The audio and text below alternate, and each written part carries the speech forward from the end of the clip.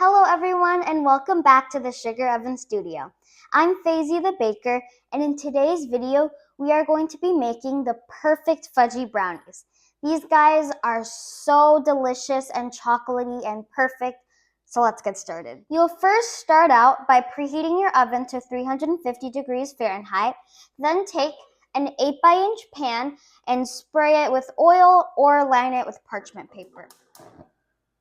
You'll go ahead and melt 1 cup of butter on the stove with medium-high heat.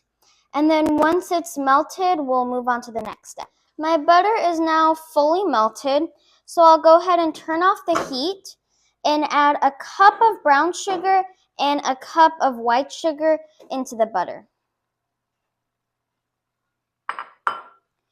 And then I'll just mix in these sugars until it's combined with the butter. My butter and sugars are pretty combined and mixed together, so I'm going to go ahead and crack in 4 large room temperature eggs. So I'm just mixing in these eggs as well until they're combined.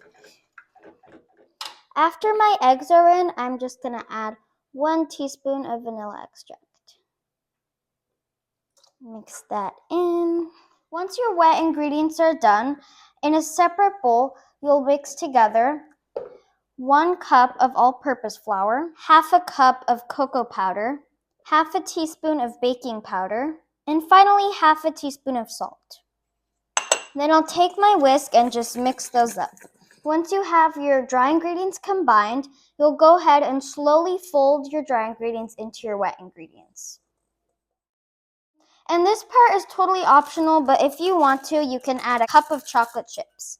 It just adds even more fudgy flavor and chocolate into it. My batter is all pretty much mixed together, and it smells amazing, so I'm ready to move on.